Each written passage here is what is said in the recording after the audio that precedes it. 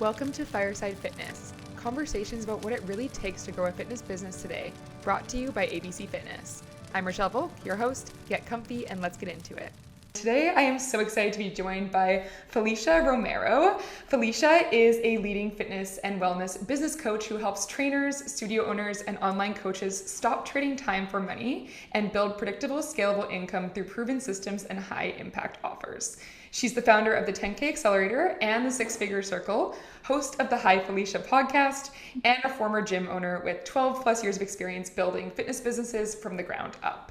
So after moving beyond gym ownership, Felicia pivoted into teaching coaches how to design offers, craft sales systems, and grow revenue online, hitting consistent 5 and 6 figure months while guiding others to do the same. So welcome, Felicia. That's quite the bio. So I'm very excited for this chat today. I'm so excited for this chat. I feel like I started in fitness in the early 2000s. I was actually going to school for law, took my LSAT for law school. And during my time at Arizona State, I actually started training people out of my garage, like very nitty gritty, like just like, my neighbors were my clients. I charged literally $15 for an hour of training. I did not know what I was doing, but this was back in like the early 2000s. And I just fell in love with fitness, and I could truly feel like my passion had found me. And I was at this crossroads, and I was in college where like you have your purpose and you have your passion. And I chose to intersect them and continue on in fitness. But yeah, it's been quite a journey for sure. And we're going to dig into all of that because I know you've been in many different areas of the fitness industry as well. And I think it's great for people to hear this too, because maybe they have, I know that you started, which we'll talk about in a second, with gym ownership or studio ownership. And I think there's just so many ways that your career can evolve, and you're a great leader and example of that. So let's talk about when you first got started after you're training clients. You kind of deviate from that law path, and thank goodness you did, because you're here now. But you previously owned your own gym, if that's correct, before you transitioned into becoming a coach for other fitness entrepreneurs. So I would love to know, what was that turning point for you that made you kind of realize, gym owners don't just need help with fitness, but they also need help with running a business. So what was that pivot point for you, and when did you start doing that? Honestly, I think it was the moment where I think just being good at fitness wasn't the problem. I think for most gym owners and, online coaches and people who are wanting to build a business in the world of fitness, you can be incredible coaches. You can care deeply. You can even over deliver. You can show up early, leave late. But what I watched, even for me, I was left with, feeling very overwhelmed and stuff because I didn't treat my business like a business. I didn't have systems. I didn't have sales systems. I didn't know how to delegate. I didn't even know, I could lead myself. I could count on myself. I just didn't know how to like lead a team or delegate others. And so oftentimes I think about, gosh, I wish I knew back then what I know now, because I spent the last, 8 to 10 years diving into personal development and growth on my own so that I knew and I learned how to be a better leader. But I think for a lot of coaches, they take on this identity like, oh, I'm not a salesperson. I'm not this. I just like to train people. Well, you actually got to be good at sales, right? So that was the turning point for me. It was like I had to start treating it like a business. So once I learned systems, marketing, leadership, and how to actually read my numbers, everything changed. My revenue grew, my time opened up, and I realized that this was the gap. A lot of times we will only grow to the depths that we will grow personally. And so I knew that I had to take that on. And so were you was there overlap then between when you were running your gym and you're working, hands on the ground or boots on the ground, and then were you taking on clients to coach them business wise at the same time? Mm-hmm. Was there, what did that journey look like? And then when did you go full into the business side? Yeah, that is such a good question. So I think when I sold my gym in 2017, and by the way, I'm back in the gym world now, 2026. But when I sold my gym in 2017, I just went all in the online space, building my online programs. I had an incredible program called the Diet Dropout at that time. It was a group program where I helped people sort of get to this place where they're counting macros and calories and really in that space to where they could like leave that into more an intuitive space, intuitive eating, and finding workouts that were best for them. And I used Trainer Eyes during that time as well. And it was incredible because I built a 5, 6 figure business. I was hitting $10,000 months, $15,000 months, $20,000 months. I was like, oh my gosh, this is incredible. And I was sharing that online. I think the online space is such an incredible tool for so many people, where I was sharing my story and how I was building my business. So when you start naturally storytelling what you're doing to create the success that you're creating in your life, people are going to be really curious about that, right? And so I just naturally started getting into these conversations in my DMs. Hey, I'm a fitness coach. Like, how are you doing this? I've been stuck at, not making very much money, or I'm not attracting the right people, or I'm not aligned with the right people. Like, what are you doing? And I think, this is where I think business is also really fun too, because typically when you are creating a business, you're creating a solution for someone, right? And so I just naturally started to like dive into the business coaching world after my years of experience. And I think, you can have all the degrees. Now I do have a master's in exercise and wellness and I do all the things, but I think the thing that really set me apart is the experience, the trial and error, the having gone through all of it and teaching people that there's another way. Yeah. Okay, so let's talk about, now that we're in kind of more of the business realm, business coaching. A gym owner or a fitness business owner comes to you today, and I assume that even though you now are back in the gym world, you're still doing a lot of your business coaching as well. But if they came to you today and said, hey, Felicia, I'm really stuck, I can't grow, what is the very first thing that you would look at with them, and how do you start to approach that change? I love that question. Well, I would ask like, hey, where are we at with your clarity? And how does your calendar look? Because for most people, they're not clear on the things that they need to do that actually move the needle. I will guarantee you right now, there's going to be a fitness coach watching this. And if we were to actually look at what he or she is doing in the day, it's not actually the needle movers that are moving in the business. It's the daily being in the business, the daily tasks that you have to do, right? Not the things that are actually moving the needle. And so most people feel stuck because they're reacting all day instead of leading. And so there's no clear growth target or weekly sales rhythm. So Yeah, I putting think out fires. yeah, for sure. And I think I would ask myself a different question. So instead of asking yourself, what am I doing wrong? I would ask myself, what am I avoiding? And that gap of the thing that you're avoiding is going to give you all of the answers. Because I will tell you, I've worked with enough coaches now. And when I ask them this question, it's they're avoiding going online and talking about their offers. They're avoiding selling. They're avoiding screaming from the rooftops, like, hey, this is how I can help you. And then they lack clarity on how they actually help people. They sort of get drowned out with the noise of the online space and they don't actually stand out. I get this question all the time, Felicia, is the online space saturated? And some may argue, yes, it's saturated. I like to take a different look because I think when your energy comes online in any sort of platform, TikTok, Instagram, YouTube, and you go on with the feeling and the energy like, oh, this is so saturated, how am I going to stand out? Versus yeah, there's a lot of people online, there's a lot of people who may be doing what you do, but they are not you, right? How are you going to stand out? And this is where we have to stay clear with our message. We have to get really crystal clear on who we help and how we help them. And we have to just do the boring stuff. And that's the consistency of showing up online and selling and creating. And you're going to eventually get there. I love Alex Hermosi. He often says, you can't outbeat a consistent person. You really can. And I probably butchered that, but like someone who's consistent, who's showing up day after day, you will start to seek success.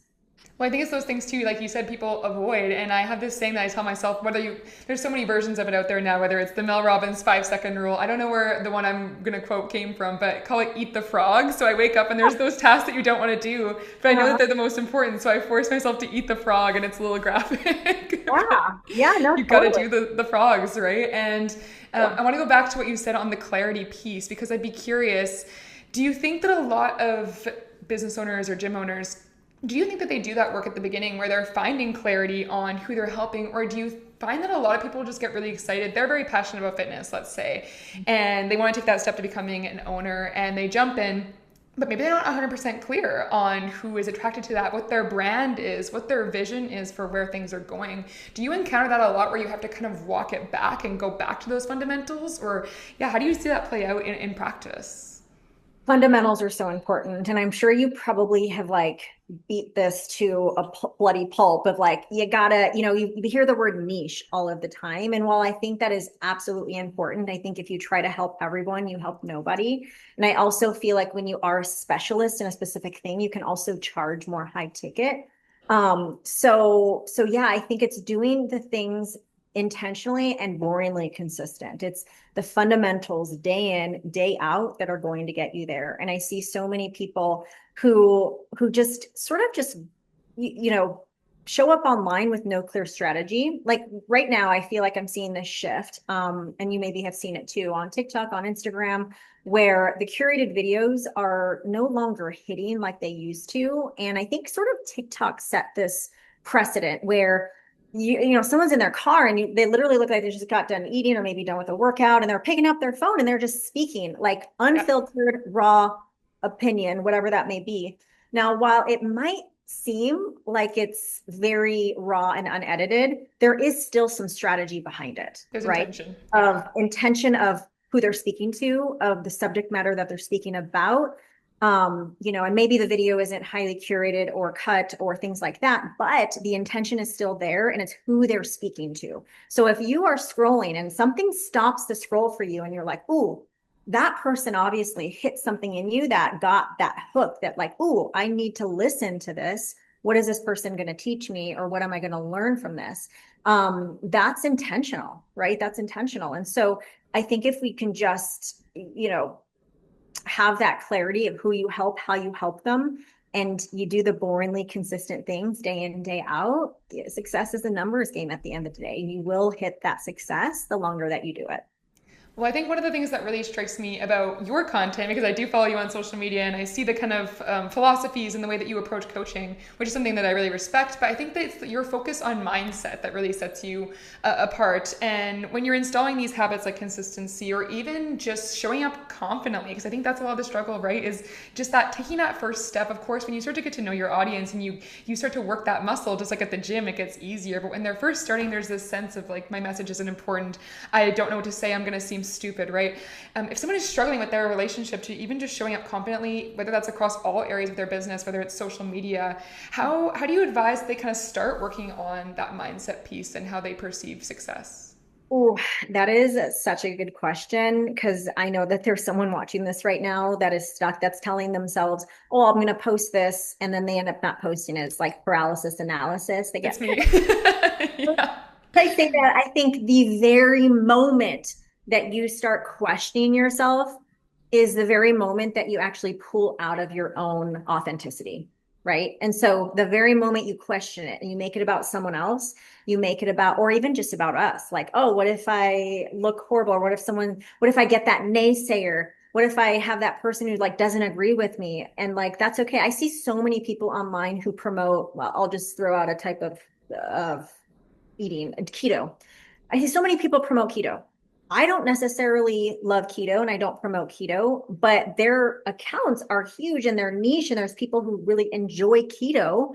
I'm not going to go to their account and say like, this is false and you should not be talking about this because a successful person isn't really going to criticize what you're doing. They're going to scroll on by, right? And so typically, you're not ever going to be everyone's cup of tea. I can't tell you how many times I've seen things online where I'm like, it's just another affirmation for me that I got to just keep on showing up authentically because not everyone is going to like you. And if everyone does like you, you're probably not being completely true to yourself. All right. So if you're watching this and you get stuck showing up online or questioning whether to post it, I'm telling you, those are probably going to be the posts that do the best. And any naysayer or troll that you get, it means that you're usually doing something right. I don't know any successful person who doesn't have a whole other side of people who actually don't like them or don't enjoy their content. And that is okay. That is okay. I would rather, stay true to myself and show up in a big way.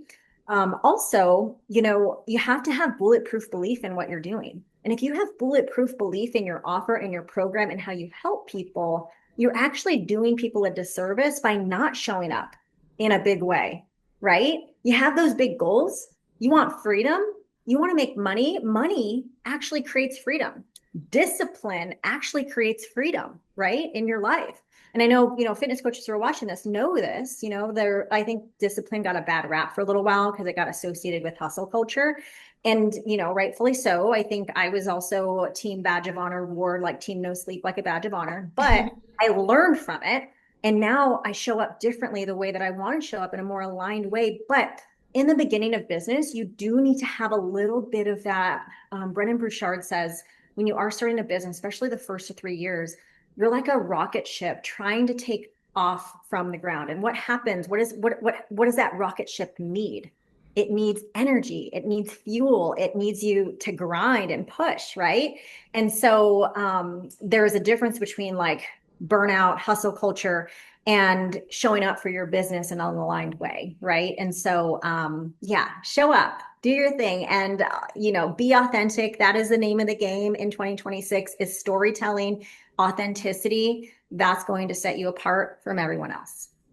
That's amazing. First of all, I think that's that you hit on the biggest thing there was that mindset flip, and I think it goes back just to bring it full circle to what you said about clarity. When that desire to help that person or whoever it is that you're trying to help is stronger than your discomfort, it makes it easier to show up on those days where you don't want to, right? Totally. Oh my gosh, so much. Like I follow this one gal. Her name's Leah. She's here in Arizona, and she probably has close to 1 million followers. And I've seen her transition. I've seen her like grow with these big numbers, and it's because she shared her weight loss journey.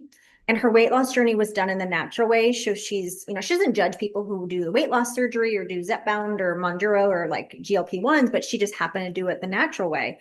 And she documented every part of her journey, right? Wow. And now has millions of followers. And she showed up in her most authentic self. And I saw this one video where she's like, I almost didn't share this journey, but she's like, I've now inspired so many people to go on this same journey who see my body and relate to my body, relate to my struggles and my what I've been through, and now I get to help them. And now she obviously is creating coaching programs and all that for those people, but she would have never created that if she never came on and talked about it in the first place. And yes, you're going to get plenty of people in the comments that say just horrible things, but that's social media in this day and age, unfortunately. But look at all the people she's helping and how much she's grown. Like literally, it just takes a few videos for you to go viral. Not that that's always the goal, but it can happen, and your life can change. Oh, Like look at absolutely. Alex Earl. Alex Oh, Earl, I was at a beginning follower of Alex Earl, I'm a big right? Alex fan as well. Alex Earl. I'm like Yeah. watching her get ready with me, like her Dancing with the Stars. Like I'm like, go girl, like she's killing it. But it would have never happened if she never shared that first Get Ready With Me video, right? She could have like talked herself out of it. What are people going to think? Oh my gosh, this is cringe. Like, who wants to watch this? Eh, but it's changed her life, like, truly has changed her life. And so you got to just do the thing. You got to do the thing, and you never know who you're going to like touch along the way, who is watching. I've gotten speaking opportunities from the things that I've shared on social media. I've gotten income opportunities, networking opportunities, all through social media. I've built a living on social media. Now I don't have all my eggs in one basket. I don't recommend you do either. Start building that email list, but it's so important in this day and age. It's the lowest hanging fruit. It's a Oh, yeah. free service that All you you need get. is a phone, basically. Yeah, Yeah. you have your phone. Yeah, anything free sometimes comes with like, hey, yes, they get our data, and sometimes we're fed an algorithm that we don't want to see. But gosh, we get to use this low-hanging fruit where we can connect with people all around the world. Why not do it? Absolutely. And I want to take it back now a little bit more into the gym and the studio side because I want to hear about your current ventures and what you're up to right Yeah. now. So you had mentioned that you now in 2026 that you've gotten back into the fitness space. So Yeah. tell me, what is going on? What are you doing right now? And compared to when you were in it previously, which year? I can't remember that you said that you started initially. Was it? Initially, oh my gosh, I'm gonna date myself. I'm 40 years old. I started in 2003. Okay, okay, so obviously huge amount of time has passed. So let's talk about it. What are you up to now, and how is it different being back in the industry in 2026? Not even when you first started, but maybe when you, since you've been in it more regularly and coming back in. Just walk me through that Mm. journey and how that's been for you. I love that. Totally different from the 2000s, early 2000s, even into like 2010, 11, 12, when I'd owned studios. to now. Now I'm a franchise partner of a growing studio, and we specialize in EMS workouts. It's electromuscle stimulation. So it's only 25 minutes. And it's equivalent to a 2 hour high intensity without the impact on your joints. As being a woman in my 40s now, and as I'm getting older, I'm always looking for things that are more sustainable and easier on my body, because of inflammation and cortisol and, all the things. And I used to struggle with thyroid. But what I'm seeing now versus back then, gone are the days where it used to be so easy to like share things and people are showing up. Like it's gotten so different. And I think for studio boutiques now, who, especially for those that want to survive in 2026 and beyond, you have to be more than just a workout. It literally is starting to encompass so much more, from nervous system regulation to recovery methods to your coaches, like, knowing people's names, community events. You have to be more than just a gym where people come and work out. Like, I'm seeing these actually with big box gyms, right? So here in Arizona, we have, it was Gold's Gym and it turned into an EOS. We have LA Fitness, Mountainside, some of the big gyms, Lifetime Fitness, which they've actually already always had those recovery modes. But like, I'll talk about one specifically that I've seen change this last couple of years is it's called EOS. It's growing. It's huge here in the West Coast. Yes. And Okay. I'll look into this.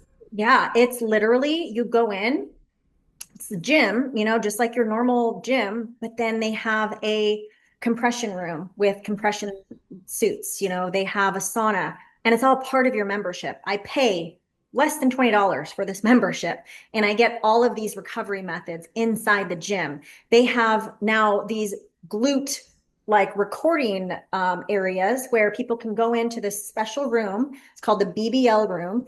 All glute Love machines, it. all glute Great machines. branding. Yeah. And on the walls, they said recording is okay. So it's a room where specifically you go into where people know that there are going to be people recording, versus all the other places where it may not, people are there to work out, they don't want to like be in your video kind of thing. Yeah, So privacy. it's literally, and that's less than $20, right? They have all of these things. And so I think what is changing in 2026 is you have to be more than just a place that people come to work out, right? It's really just the community that you're building, the things that you're offering, nervous system regulation, longevity, anti-aging, even tackling. I think the best market right now, if you're in the fitness world and you're looking to launch in the online fitness space, I think the up and coming niche, actually not up and coming, it's been up and coming, but I think the one that's going to stand out right now and beyond is the women over 40 who are dealing with premenopause, perimenopause, menopausal tools that they need, workouts, recovery, sustainability, anti-aging, all those things. I think that is going to trump all of the other niches, in my opinion. And so, yeah, if you don't have those things inside of your studio and you're just a place where people work out, you are going to get left behind. Absolutely. Okay, I want to talk more about the EMS because I'm really curious about that in a second. Yeah. But for somebody that's opening up a brand new space, because it almost sounds we're talking more holistic view of wellness, which, that, like you said, I think people are realizing that there's so many more benefits now to exercising than just looks alone, right? We think about back in even the early 2000s, everything was about being skinny and this, and your body looking this certain way, and exercise almost viewed as this negative or this punishment. But now people are viewing it as this secret to live a long, healthy, fuller life, have the strength to support their hormones, play with their kids, whatever it is. So I think you're absolutely right that we are going to see more gyms incorporating that. And I almost think the ones that you're right that don't have that might risk falling behind. Or if you're not supporting your members in all areas of their life outside of just that workout alone, right? I think you risk a competitor coming along that will do that for them. So that for sure is a great takeaway for anybody that's listening and that's looking to open a brand new space, especially. Maybe where can you find those opportunities to incorporate those things? I imagine it doesn't even have to be super expensive. Like you're talking about those compression things, like start with like, I've seen people use like those anti-gravity chairs and just have those compression stuff, like what do you call them? The compression sleeves that go around your legs. Yeah, the sleeves or the things that go on your hips. Like, for sure. I'm sure there's ways you can make it like a little bit more cost effective when you're first starting out too. But Mm-hmm. talk to me about this EMS thing, because I think people will be interested to learn more about that. Is that something that's common, or are you guys kind of one of the first movers in that space, or how did you come into that? I love this question. EMS is huge in Europe and it's not quite hit. It's actually hit more of the East Coast, like Florida. It's very, very big. So for those that may not know, EMS, short for electromuscle stimulation. It's a 25-minute workout. You're actually wearing an EMS suit. And it is basically, so our specific suits at Ohm come with 20 EMS pads on the body, hitting all of your major muscle groups, 90% of your major muscle groups. And what makes it different, I want you to imagine while the suit is on and you can control the intensity. So essentially the suit is your gym. So you can actually even target specific body parts on your body. So for instance, as I'm taking a class and the coach is coming around and turning my suit up, I want you to imagine time under tension. And I know you probably have heard that word before. So as you're like lifting weights and you have that time under tension as you're shoulder pressing or squatting or leg extension, typically when you're doing a 10 to 15 rep set, you're going to feel it the last 5, 4, where it's like, oh, this is getting tough, right? Like I'm going up and you're probably going to failure. Well, an EMS suit, you're feeling it instant. Time under tension is like boom, instant. So, that's why we only recommend 2 times a week, max 3 times maybe. It's 25 minutes. It's deep muscle contraction. In a 25-minute class, you're getting 10,000 crunches in a 25-minute class. And Wow. so the reason I love it, especially for older adults, and I'm saying 40 and over, is it's low impact. So the people that come in, they don't see themselves at a gym doing 100 burpees, or maybe their body can't. They want sustainability. So it's something that they can sustain, that they're not hurting themselves, that is going to get them everything that they need when it comes to building muscle, increasing bone density, not inflaming or causing any sort of like post-exercise inflammation or cortisol spike that you would get from a high intensity workout. What kind of became apparent for me, especially someone who struggled with thyroid years ago, is the more workouts I did and the higher intensity that I did, I actually felt worse.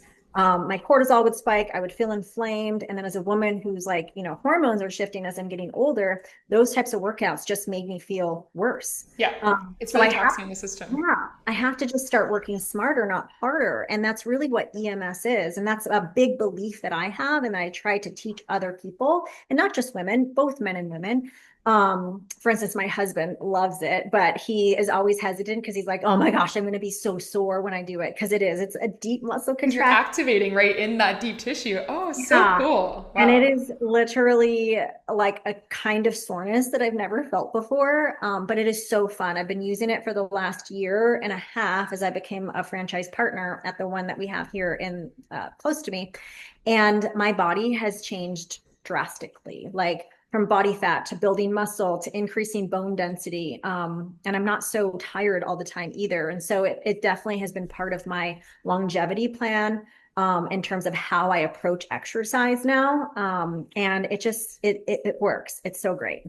Well, you touched on something important too, which I think is going to be a big difference we see in 2026 and beyond. We've already seen it with AI, especially if you're a fitness coach in the online space, but the gyms that can really use technology and adapt it to what we know already works, not using technology to replace anything, right? Like you said, you're using these principles that are tried and true: strength training, time under tension, reps, right? But you're including the technology or integrating it with the workout, which I think is the difference. And I think gyms that are able to come up with using technology in these ways is going to be really interesting to see how that changes the landscape in the next few years too. So really, congratulations on your new, I can't wait to hear more about how that evolves. And are there lots of spaces that you guys, like, I know you have the one There location are, there. I believe there's a total of 12 locations now. There's one opening up in like this next week or 2 weeks in Dallas, Texas. There's one opening up in Minnesota.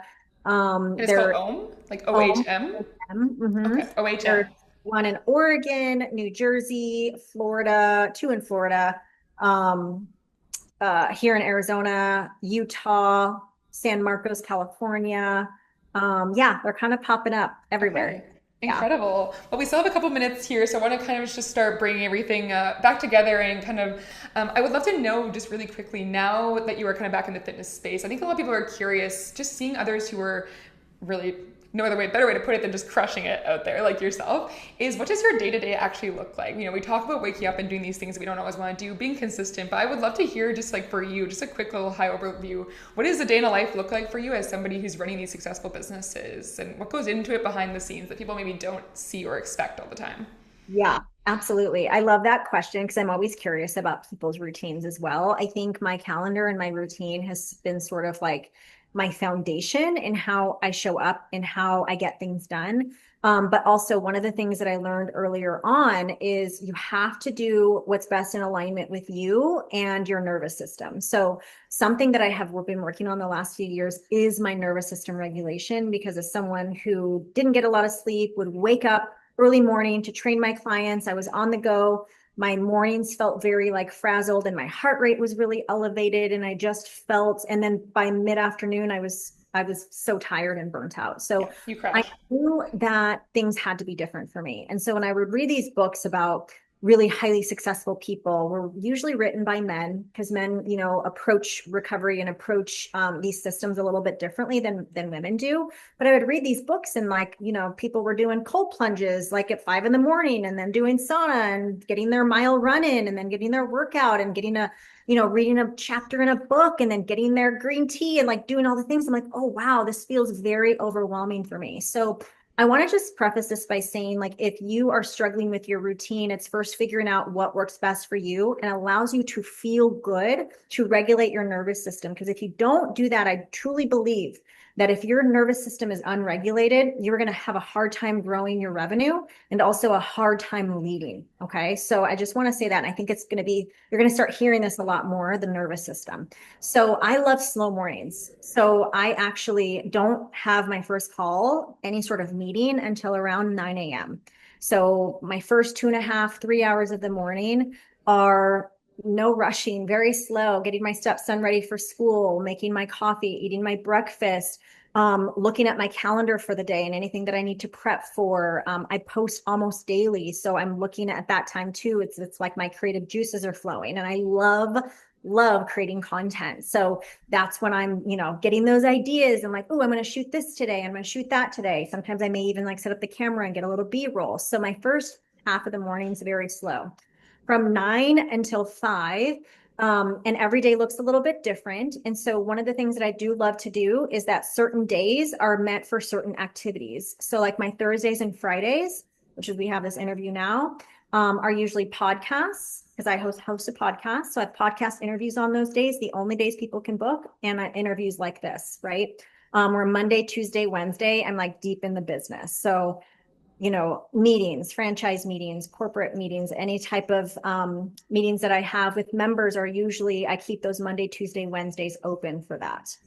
So yeah, I think it's super important because also energy is important. Yeah. So And imagine knowing if, your natural flows, like if you work that, yeah, front half of your week is where you are that most productive, spend that time in the business and save absolutely. your other work for later in the week, right? Absolutely. And that's where people, their energy starts to dip, is if they have like, 4 calls back to back, and then they got to go in and like teach some classes. That feels hard sometimes. So I think the way that you can kind of like batch out your schedule is do it around activities that you need, like morning, my creative time, which is why I have that slow morning. I know when I have my meetings, I know when I have my podcast interviews and my family time. And I have really stuck strong to those boundaries of not taking calls past 5 p.m. Like, because what happens when we do that, we only end up resenting the person on the other end when we do that. Totally. Right? And then we get mad at ourselves for doing that. So boundaries are going to be super important. So yeah. I am. One last question for you, Felicia, before we close. We like to ask all of our guests this question. I think we've covered a lot of exciting things, so I think there'll be lots of value coming from this talk. But one thing I want to leave the audience with, from your perspective, what is the thing that excites you most right now about the future of the fitness industry? I think what excites me the most is sort of what we already talked about. It's the shift towards longevity, personalization, and smarter training. I think you mentioned it. I think you hit the nail on the head. We're moving away from punishment and towards sustainability, from hustle to health, from aesthetics to a quality of life. And so, I think that I'm really excited about that and where this is going. I think the studios and the fitness coaches that understand this and build community, that educate and leadership around it, are going to thrive. And honestly, I think it's the most exciting era that we've seen in fitness, because now we can come full circle on really helping people live a better life long term than just beating up your body right now. Right. And so that's what I'm really, really excited about. I love that, and I absolutely could not agree more. Before we go, I would love for you to just plug all the things you have going on. Where can people find you? If somebody wants to work with you, if they want to hire Yeah. you as a coach, just plug all the things for us. Absolutely. So I hang out over on Instagram at Felicia Romero. It's just my first and last name, Felicia Romero, Romero. I have a podcast called the Hi Felicia podcast that ranges anywhere from health, wellness, relationships, business, entrepreneurship, empowerment. There's a lot of fun stories over there. And then I have the 10K Accelerator. It's a one-on-one program that you get to work with me for 3 months on building your offer. I'm going to tell you right here, like, if you haven't quite hit those 10K months yet and you are so wanting to, stop trying to do all the things. All you need is one offer, and you just got to stick to that offer for at least a year. Like, get really good at selling that one offer. I know businesses that literally made millions selling one thing, one offer. Get really good at Simplify. it and build that offer and sell it. And so the 10K Accelerator is open to your people. Awesome. Well, thank you so much, Felicia, for your time today. And yeah, everybody, if you're watching, please feel free to subscribe, like us, and yeah, let us know what you want to see next.